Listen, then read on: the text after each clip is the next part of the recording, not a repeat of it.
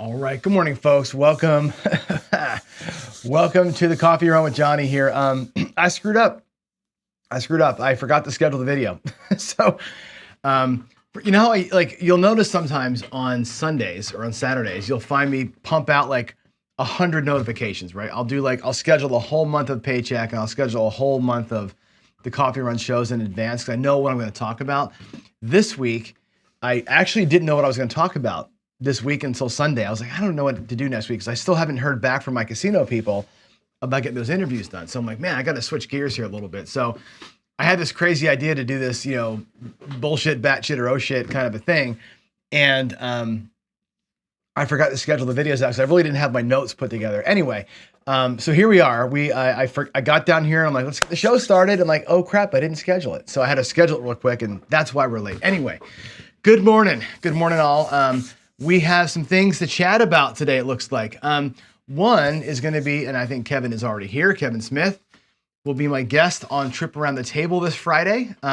Now, I'm not sure what time it's going to be, Kevin. We may have to be a little bit like this with the time. It might be like 4:30. I don't know.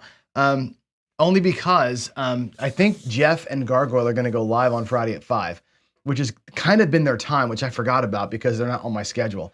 I got to figure something out with this show. I don't know where to put it. I mean, you all tell me what's a good night to do it. Because here's the problem. I got Wednesday night. We have live fantasy crafts with Arnell. I don't want to bump into Arnell on that show.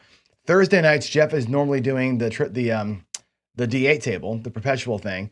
And Friday nights, it's been a lot of Gargoyle and Jeff going live doing their craziness, right? So I don't want to live in anybody else's world if I can. This show, I'd like it to have its own audience, right? And I don't want to be sharing audience with people, number one. I don't want to be bumping into other people, number two. So we got to find a good night for it. This week we'll do Friday, but we got to find a better time. So I'll just take your suggestions. What's a good night to do it? I mean, hell, I can do it Monday nights too. Got to figure out. Jen says weekends. I don't know, man. I got to find it. Maybe we can do it Saturday. The problem with weekends, though, is that I'm not always here, right? I travel, too, so we're going to miss shows if we do it on the weekend. So we got to figure out when it's going to be. It is a crapsy show, right? So it's got to be live. I could film it anytime with somebody, just do it, and then have it be a premiere. But then it's not as interactive. You know what I'm saying? Like, you can't really ask the guest questions. So I don't know. We can think about it. I love the idea of that show. I still don't know where it fits in the schedule. Again, midweek thing or a weekend thing. I don't know. Hell, maybe it's the Sunday thing. Maybe it's the Sunday thing that goes ahead of every other weekends. Maybe it's the Sunday thing that goes on before Craps Chat. Maybe it's like the pre-show for Craps Chat. Maybe that's where it lands. I don't know. We'll figure it out. We'll figure it out together.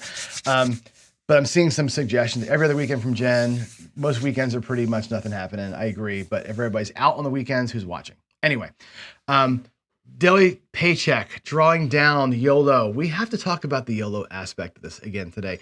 I'm going to actually give you a video today that is it's not going to give you the answer. Okay. But it's one of these things where, and by the way, I'm not sure. Yesterday I asked you all a poll question, right? Is John a degenerate? Is John all over the place? Is John a math guy? Whatever, right? I want you to acknowledge this with me. Hopefully you will, especially for those of you who have been with me for a long time. Some of you have been watching my daily show for 2 years now. If you're new to this show, right? We've been going live at this time of day, every day, pretty much for 2 straight years now, which is insane. And I have, I'm the first to admit, I knew a lot about craps when I started this show, right? I knew a lot. Played it most of my life. I know all the intricacies of all the bets and blah, blah, blah. But when you do a daily show and you have people in the chat to kind of talk with and you make a lot of good friends, right? You end up getting information that you didn't expect to get, right? Other points of view. And I think that at 55, I'm more able now to accept other points of view. And I think I've grown a little bit, right? In terms of I've learned more about the game. I've learned way more about the math than I ever wanted to know. I'm not a mathematician, right? I may seem like one. I'm a teacher of computer programming, but I'm not a mathematician. I just appreciate the math. And I think it's interesting. But as we've gone through, I've learned a ton from everybody around me. And so the show has kind of evolved and I've evolved as a person and a player through all that. So things are changing as we go. The ways of playing that I've played most of my life still hold true, like the horseman style of play, the come ladder kind of plays, the more conservative, the more let's win 10% and walk, like all of that is still me. But the more you play with numbers and the more that you try things out, the more that you realize, I hate to say it like this, none of it really matters because the math will get you in the end. And if I take a look ahead here at the way that the drawdown works, this thing is a pure YOLO strategy. And people are like, God, John, why are you doing that? Why are you buying in for $1,600, going in 1,500 across and accepting fate? Like today, we walked out there, come out 5-2, and it's like, okay, took a loss today, right? If that was real life, you're out of the casino and you're home. You just, okay, today was the day we took a loss, right? Because we have a show and I can go out, I just went out there again and we just did it 2 more times. I ran it until I ran out of time. We got 2 more sessions in place and recovered part of our loss. That would, in real life, that would have been Monday, Tuesday, Wednesday, not all Wednesday, right? But the point of it is, YOLOing seems very degenerate. Going in full bankroll, full shot seems absolutely insane. But is it? And I made this statement a long time ago. Like, we had this spreadsheet I had out there and I was like, look, if you want to win $100, bet $100, right? Like, the bigger your bet size, the lower your number of wins you have to get is, right? We've been saying this for years. I've been on the balcony shouting this to you guys forever, right? If you want to win 100, bet 100 or bet 50 and win it twice, right? The bigger your bet size is, the less you got to endure at the table. If you're goal driven, right? If you're goal oriented and you're saying, I'm here to win X regardless. If you're going there and saying, I hope to have a good day and win a bunch of money, then this conversation is not for you. But if you're there to win X, bet closer to X as you can afford to on your wins. So you have to win less often, right? I was talking to, I've been talking a lot, by the way, with JB, and I know that y'all kind of vilified him. A lot of people did, for whatever reason. That's one of the smartest people I know. And he paints really good pictures with really complicated math for you. And I'm going to give you some of his alliteration here today. Some things we've talked about, and like, I'm going to paint some pictures from him.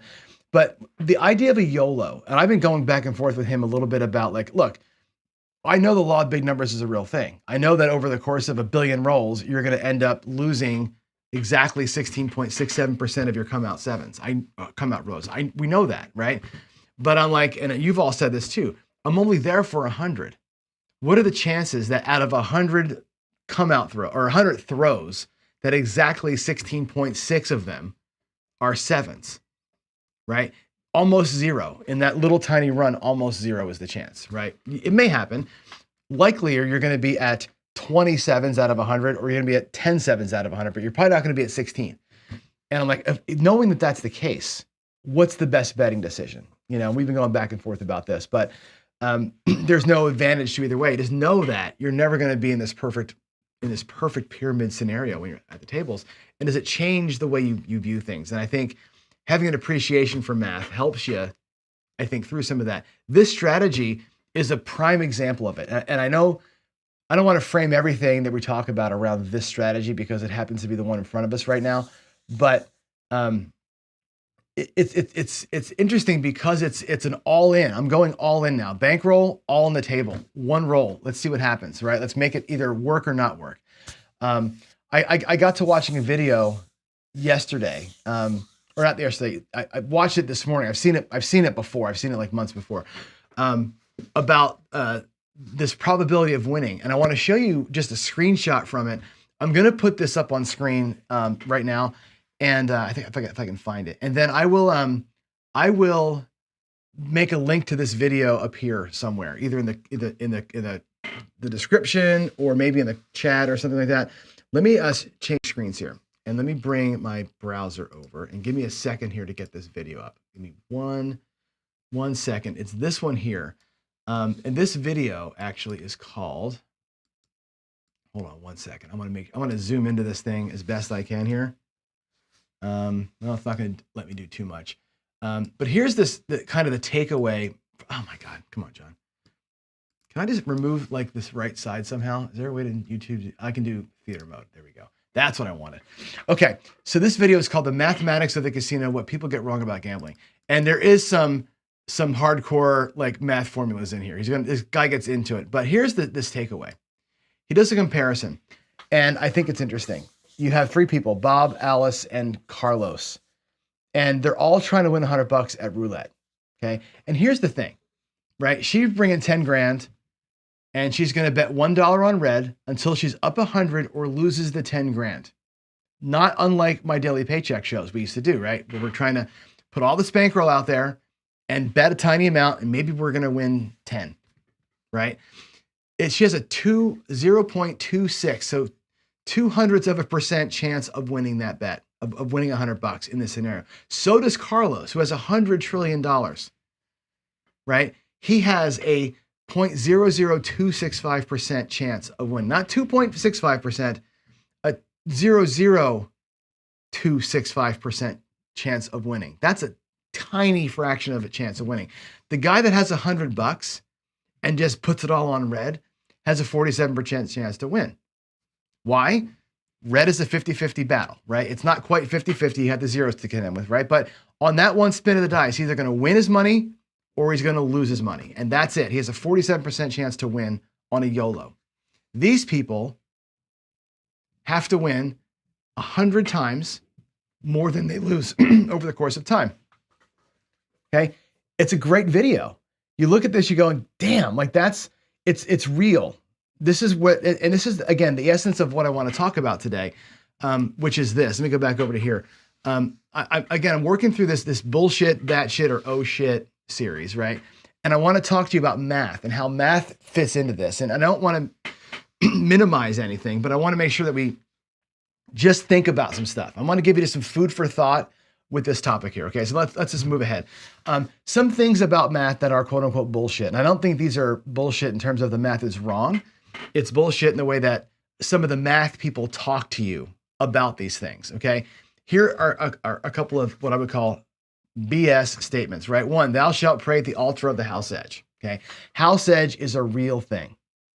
It's a drag on you. Okay, it can't be ignored.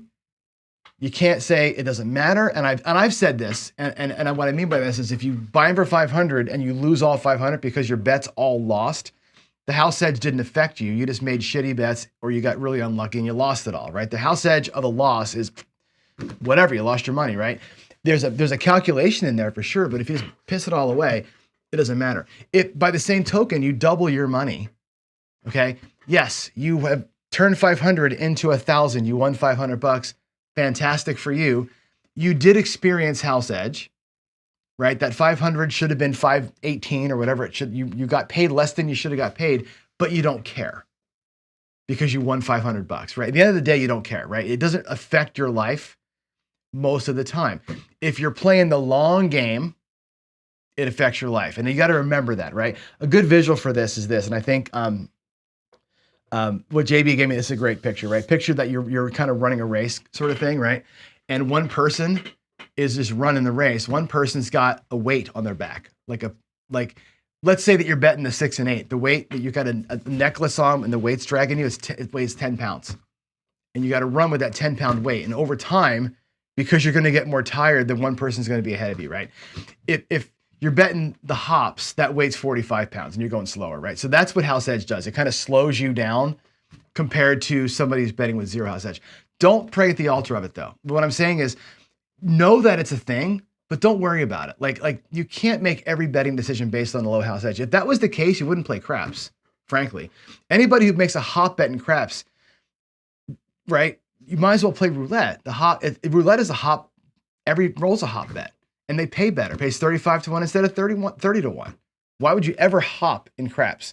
Go hop on the roulette table. It's the exact same thing. Same bet. Basically the same odds of winning, but you get paid better. That's dumb, right? Know the house edge. Don't pray at the altar of house edge. That's what I'm saying to you. Don't let that be the only thing that makes your decision. You've got to win bets for it to matter. And let's make bets that win, okay? The other thing is this. Streaks or trends happen only in the past. A lot of mathy people will say, you're full of shit with the streak thing, right? Or the trend thing. And only happened in the past. And I made the same statements, and it's true, right? You can only say a trend has happened, not that a trend is happening. However, I will tell you this. Streaks do happen in the past. You're also in the middle of one all the time. You're always in the middle of a streak.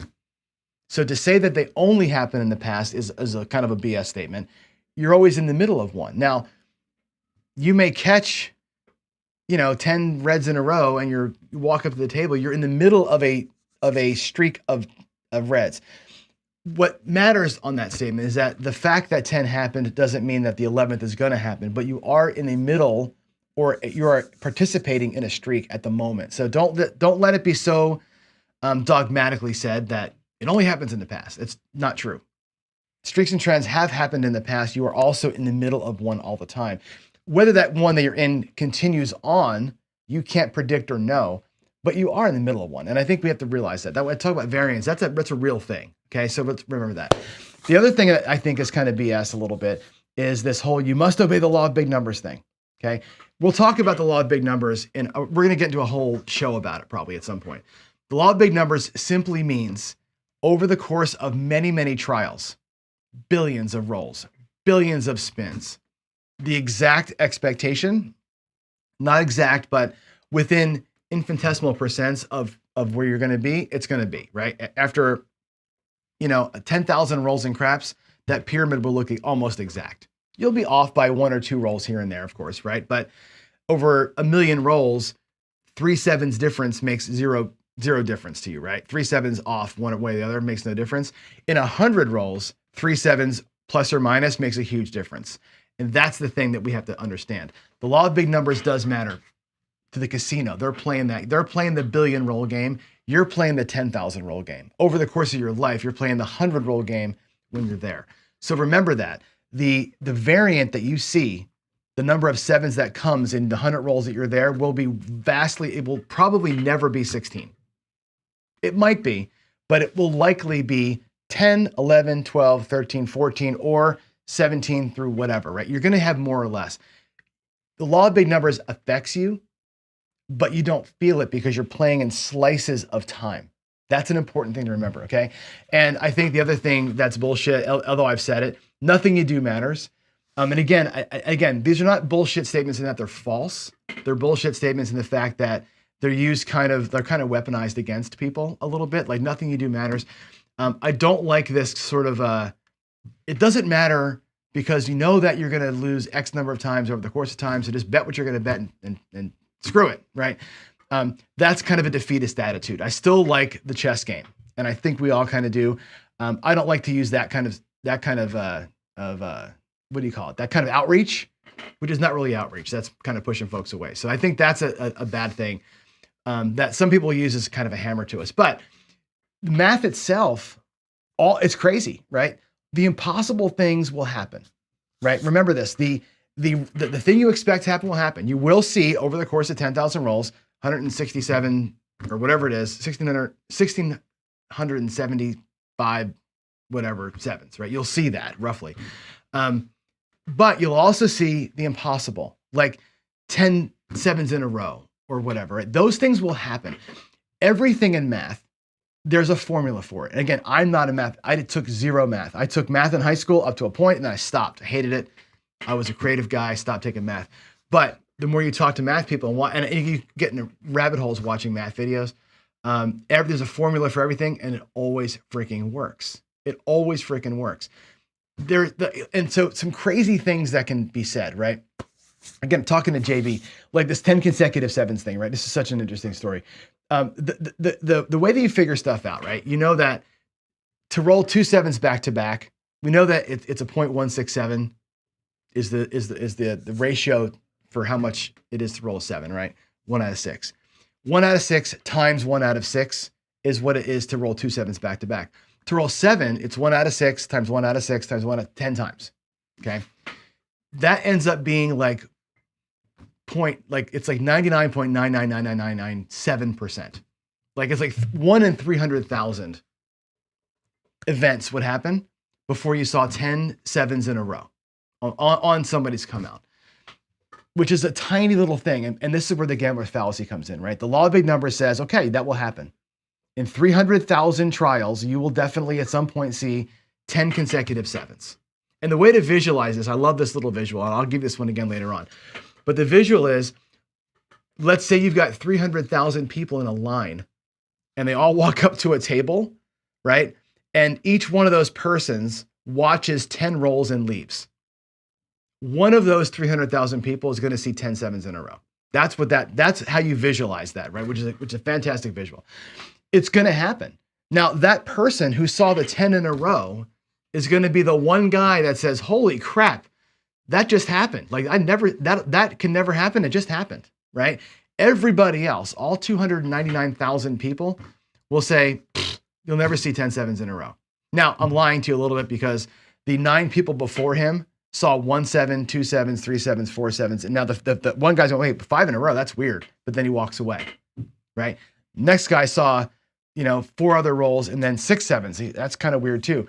But those 10 people will see the impossible shit and go, oh my God, that's crazy town, right? It will happen. Now, which slice of time did you walk into? Did you walk in at roll 1 and not see it? Or did you walk in at roll 147,332, and that was when the 10 sevens happened? You don't know when you're walking into that thing, but it's going to happen at some point. And like I said, math can be batshit crazy. It's like, it'll never happen, but it's guaranteed to happen. Same thing, right? JB told me this fact too, which is interesting, right? 18 rolls is what it takes to get to not quite infinity, but to see the exact same 18 rolls occur, the exact same combinations, like a 2 3 5 and a 2 2 4, and then a 5 or 6 4, right? The exact same 18 rolls in a row. You have seen that every time you go to the casino. You walk up, you see 18 straight rolls all the time. Those 18 rolls repeating in that exact sequence with the exact dice combinations is like a 1 in a quadrillion chance of happening. Did you know that? That's and he can prove it to you, right? Math guys can prove this stuff with magical formulas. Think about that for a minute, right? 18 rolls is all it takes to get to something that can only happen once again in a quadrillion trials, but it will happen again, right? It's like, you're like, oh God, 1 in a quadrillion is never going to happen, but it can happen 2 times in a row. That 1 in a quadrillion could happen immediately. It will definitely happen. It's crazy. Math is crazy. And that kind of stuff blows my mind all the time. So while the math guys can weaponize some speech, they also have some stuff that you're like, wow, 100% crazy town. And I love that part about it, because even though we will probably never run into these things, right, in your lifetime, it's nice to know, or it's interesting to know that it will totally happen, right? I think it's fascinating. Anyway, the oh shit part of math is this, the oh my God, like it's true. All of that is true, right? The 7 comes once every 6 times on average over the course of time. But remember this, you are in a slice of time within the law of big numbers. I said this earlier. If there's a billion trials and you're there for 100 rolls, you're there for one slice of that billion trials. Now, whether you run into 26 5s in a row in that one slice of time, you're never going to know that. But you're also not playing against a billion rolls. You're playing against the 100 rolls that you're there. Okay. The other thing is true is this, you will win and you will lose as often as you should over the course of time. Like I say, but maybe not right now. So let's take the YOLO, for example, my daily paycheck. I'm going out there every day. I'm putting $1,500 out and we're rocking the come out roll. We're working that come out. Okay. I will lose. If I did that strategy 1,000 times, we're going to lose 167 come out rolls. Shit runner go blind. We're going to lose between 160 and 180. We're going to be in that range, right? We're going to lose as often as we ought to. We're also going to survive it as often as I ought to. I'm going to survive that roll 800 times out of 1,000. We have an 80% chance to get paid. I'm going to 800 times, I'm going to get the first hit. 167 times I'm not. You got to know that. It's going to happen over time. Now, that's great in 10,000 or 1,000 rolls. In the 100 come out rolls that I'm going to experience in the next 2 weekends, I may not get 16 of them. I may not lose. I may only lose 10 times.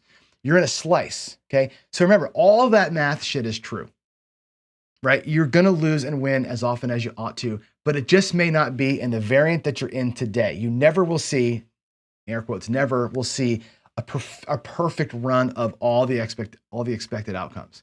You're gonna be in some level of variance around that. So you may not see perfection in your session. You may see a negative variant. You may see a positive variant. You don't know that going in, but know that you're always going to be off. You're always going to be off what you expect. So yeah, math is true. Casinos make millions and billions of dollars off of the math because they're playing that super long game.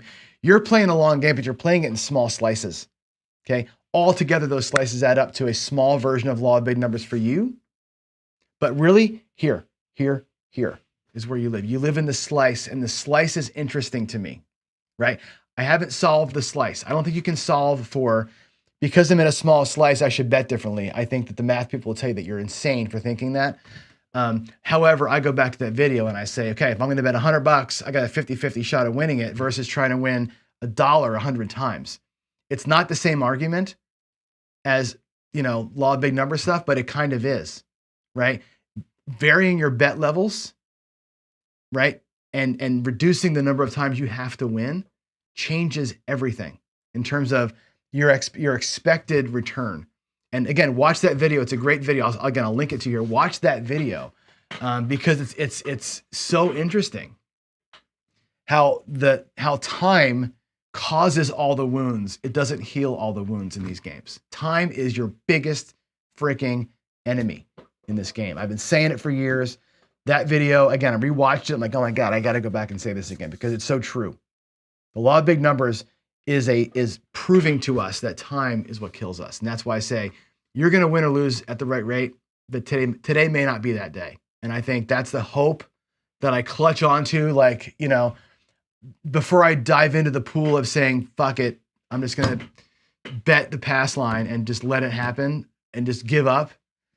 I clutch onto these kind of things, right? And I know that I'm probably wrong about that. And JB's at home on his couch laughing his ass off right now. What an idiot I am. And that's okay. That's okay. I just know I live in this slice. All right. So with all that said, let's run back over here and let me see what we have. Let me take a look at comments. Are there any questions, by the way? Any cues? Remember, you put a Q in front of something, I'll see it as a question. You put a PC in front of something, I'll see it as a note to me. I'm going to put my glasses on. I'm going to see. I remembered the mic. Yes, I did. I got everything right today. I just forgot to schedule the frickin' show, right? Holy Roller says, Trip Round Table Week can be a great after show after the Craps Chat. The problem with the Craps Chat shows, they start at 6 and they end at 9 Pacific time, which means that Trip Round Table would start at midnight for people on the East Coast. It's the only problem with doing it afterwards. I can see it as a pre-show. I like it as a pre-show. That's actually interesting. Or maybe it's the thing we do on opposite weeks, like Jen said, like Craps Chat is here, Table Trip is here. We just kind of hop weeks. That could be a thing. That's actually interesting. I may speak to Jeff and Skill and Luck about that as far as the scheduling. That's actually kind of cool. You can't recognize a variant when it's happening because you don't know what's happening. And again, you can look in the past. And I'll tell you this, Skill, about this. You can, if you log your rolls, you can recognize a variant the second that it has already happened. Like in other words, let's say you're logging rolls and you go, 4, 5, 9, 10, 4, 5, right? 6, 4 again. Now you're like 9 rolls in and you've seen 3 4s. You're still not in a variant. Okay.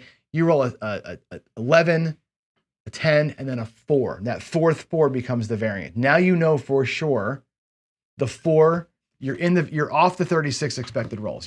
But it happened. You just saw the fourth 4. You can't know that's about to happen. Now you can say, if I've seen 3 4s in the first 8 rolls, you got 24 rolls left to get to 36. The likelihood is you're going to see another 4 in the next 24 rolls because every roll has the same chance of that 4 coming. You're probably going to be in a 4 variant. You might think to yourself, I'm probably going to be there because it happened so quick. That happens to be the slice that we're in. I wouldn't make a betting decision on that. Like some people would start hammer betting the 4s, hopping the 4s. I don't look at it that way. Although I can say, look, we got the base quick. And when the fourth 4 happens, something else has to degrade. You're going to see 1 less 6, 8, 9, 10, 11, 12, 2, or 7.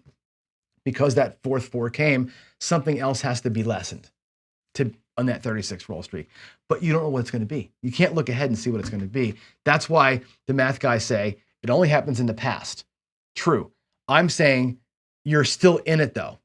Like you're still in the variant. You're still in that slice where it's weird, where you're off the 36. Now you can't predict, but you know that you're in there. It's a better argument to be made on the 50-50 bets than all the stuff that we have, right? It's an easier discussion to have when you're looking at red and black or odd or even or banker player, because those things are a little more, the variant there is a little easier to kind of detect, and the streaks happen, the clusters form quickly and they form more obviously than 3 4s and then 11 throws and then the 5th 4 comes. Like you can't see that coming. You follow me? You can't see any of it coming. You just live in the world, man. Holy Roller says, regarding trends and streaks, many of us realize a streak has happened when we missed it, for sure. Betting for 3 hits may be a better way to catch one. Yeah, and I think that this is a true statement. And that's why I don't do what I do. Like, and again, I'll use roulette as an example because it's a quicker game. I follow what happened. And same in Baccarat. I typically follow what happened. Not because I think it's going to happen again. And I think there's a, how do I say this right? There is a fallacy that you can say, because banker won, banker's coming again, or because banker won, player is due. Betting for those reasons is foolishness. It is. Same thing with roulette. Betting on red because red came and it's going to come again is a foolish decision. I bet what just came because I know that these things happen in series like this. You're just hoping to get one. You're just hoping to start betting and be on the number after the first one. Like I see a red, I bet a red, and I hope that it's going to be one of those times where it comes out 5 in a row, and then you kind of do a little bit of laddering or pressing as a part of that. I hope to catch a streak. I'm not betting a streak that I've seen, and I think it's more wishful thinking on my part, if that makes sense to you. That's how you catch one. You catch a streak by happenstance, not because, oh, look what happened, we're going to be on a streak. That's not how it is. Let's see, Royce. Yeah, I know. Royce Burnett went to Clearwater. I heard that they had stadium craps out there. I did not know that. Do they also have bubble? Like, is that the bubble stadium or is that the stadium craps where you throw the dice? Which one, Royce? In chat, tell us that. I have not been out there yet. I want to go out there and see that. Let's see. What was the song? A hint. I'll give you a hint, Peter. My favorite song has dirty word in the title, and it's by a band called Dope. You can go look that up. I love that song. As a musician, the groove in that song is just where it's at, and it's just like it's that song screams to my youth. But you'll find it when you get it. And that's all I'm gonna say. You can go figure it out from there. Have fun. The nugget I want to take away, that was probably a while back, but the nugget I wanted you to take away from all that is this: math is really cool. There's no lesson here. It's this. Math guys sometimes talk in very straight, like, this is the way it is. And I think that's BS. Although they're right, that is the way it is. It's the way it is in these massive trials, okay? I think you can be informed by that, but remember that we live in a small slice of that. So the hardcore, it's gonna happen X times, so you need to bet this way because you know it's gonna eventually happen this amount of times. I think that's a giving it up kind of a thing. That's all I'm saying. That's all I'm saying. I just want you to know that the casinos live in this world, we live in this world, and this world still follows the same rules, but the swing is different. The swing is different in the small scale. That's all.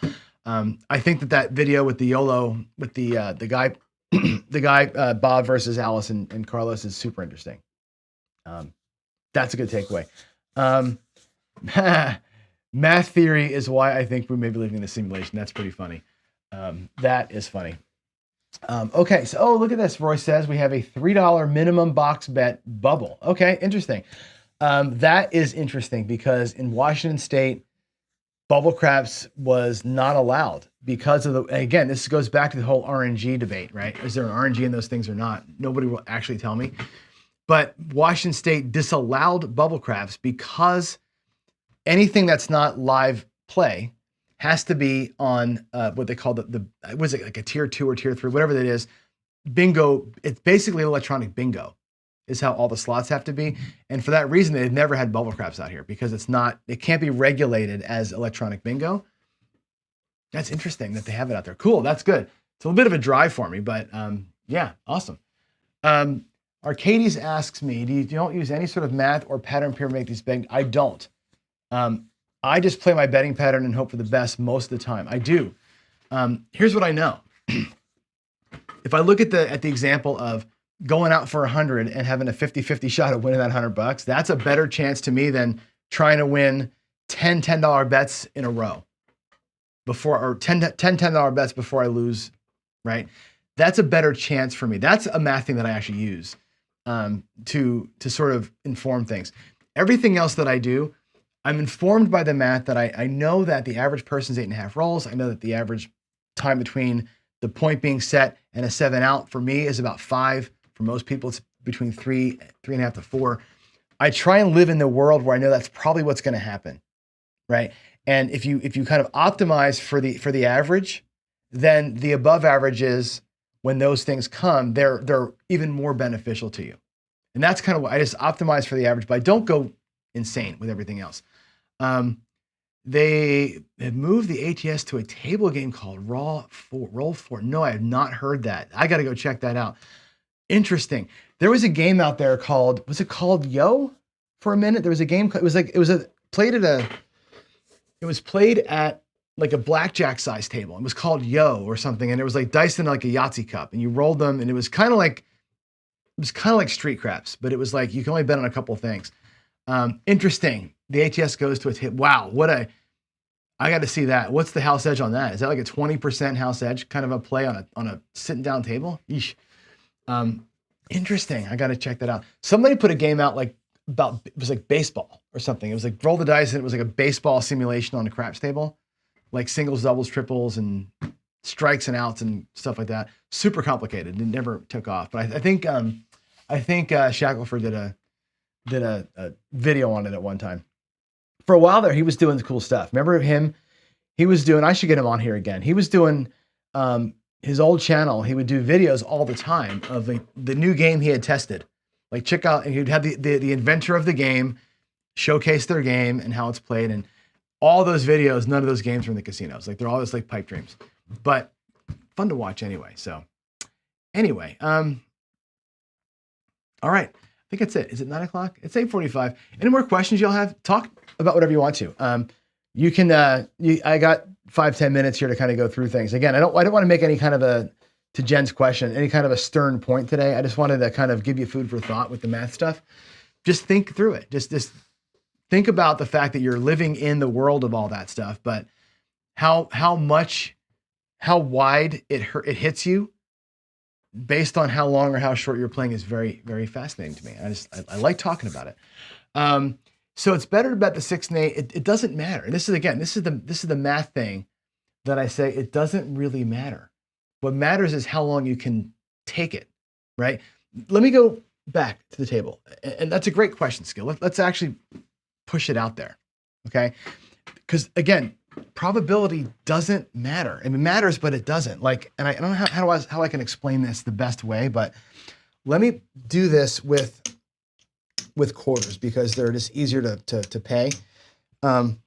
Let's put $25 on the 10. And actually, before I do this, I'm going to change the vertical stream to be able to watch the table view in full there. We have a few people out there, so let's see. I'm just putting. Oh, look at this. We have a bunch of people out there saying hi. Let me put some comments out there.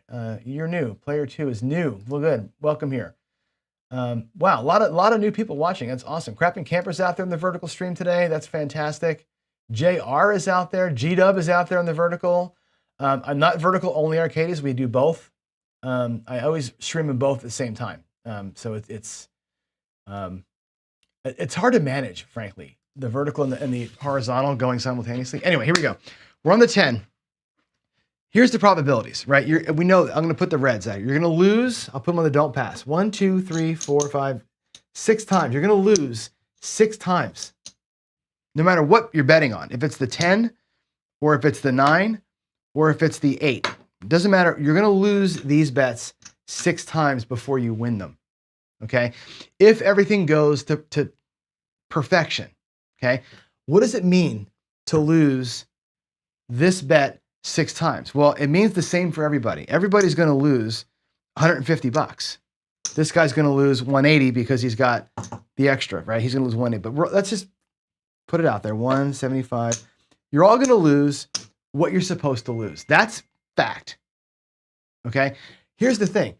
You're going to win also as often as you should win. Again, let's take 1,000 trials of it, right? Whatever it's going to be. If you win this bet as often as you should win the bet, you're going to win. Let's pay 50, make it easy.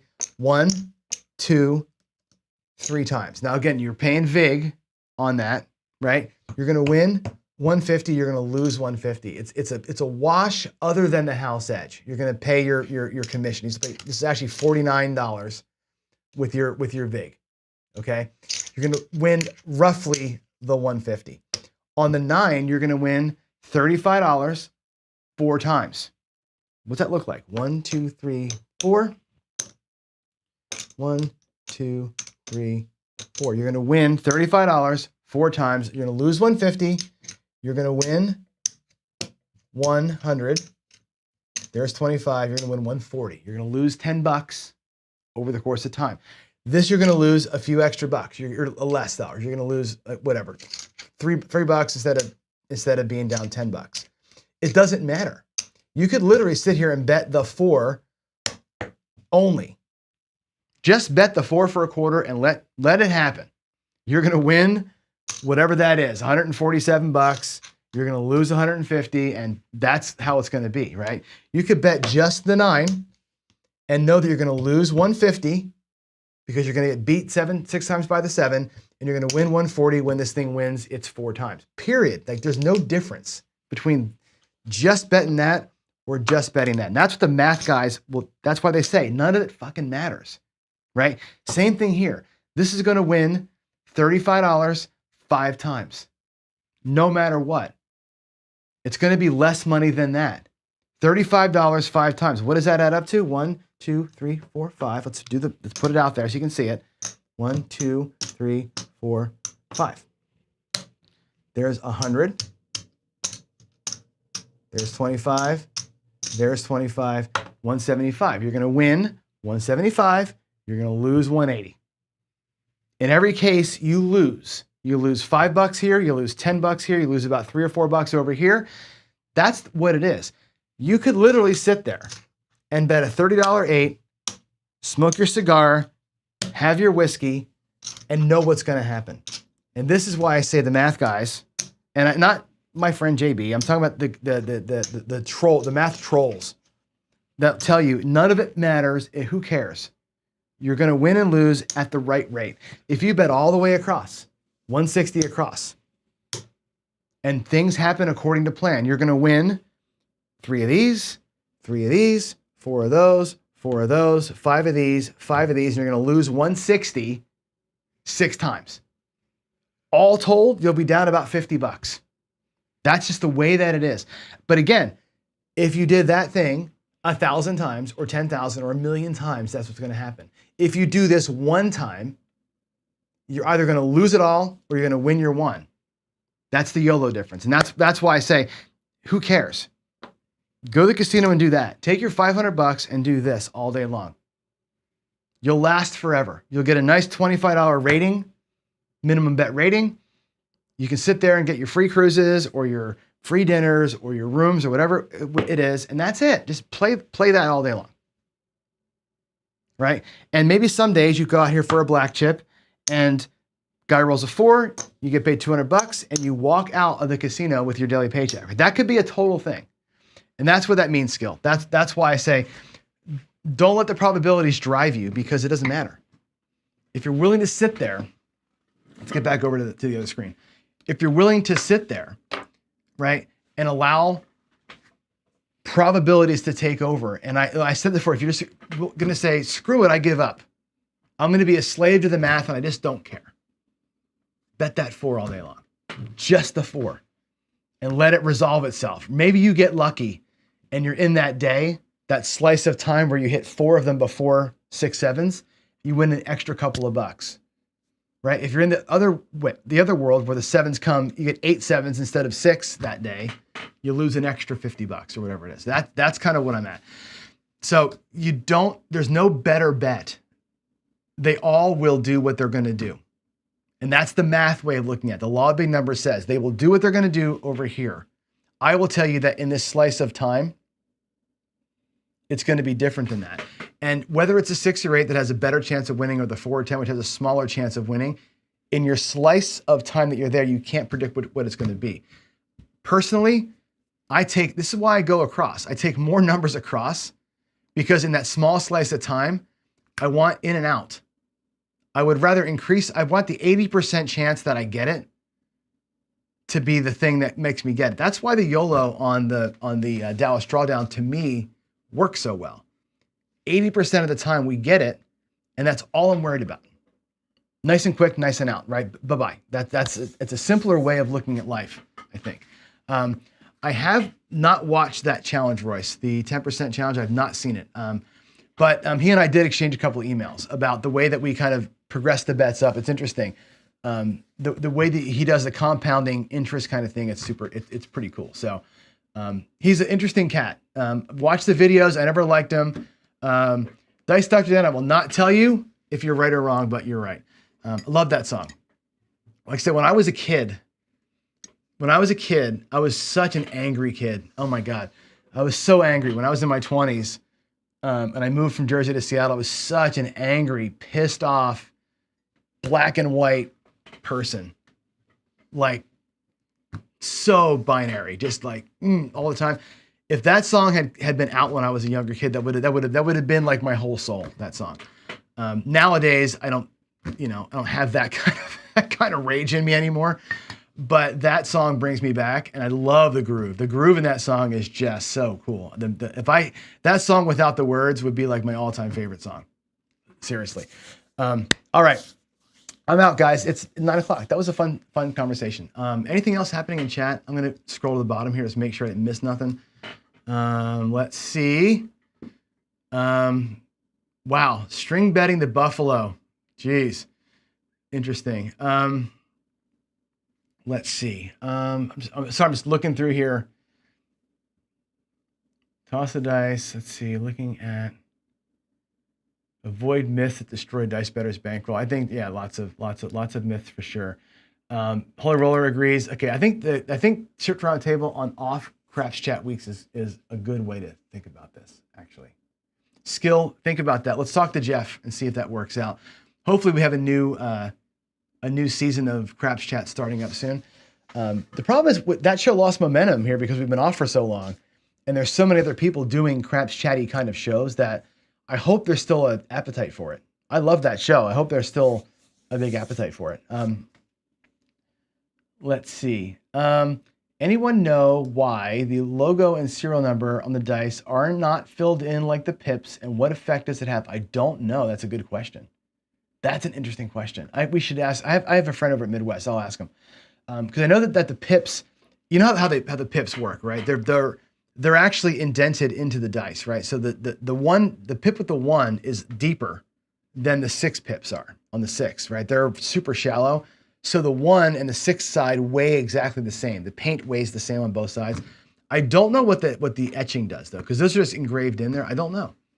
I wonder if they etch it out and the paint used inside the etching that makes the word show up has the same weight as what they etched out. I'm guessing it's something like that. I have to ask that question. That's a great question. Really great question. I'll ask that today, actually. Cool. All right, folks, let's boogie. What do you think? Let's get out of here. Let's get out of here. I have to get to work. Love y'all. God bless you. Thanks for listening to me ramble today. And that's it. God bless. See you tomorrow.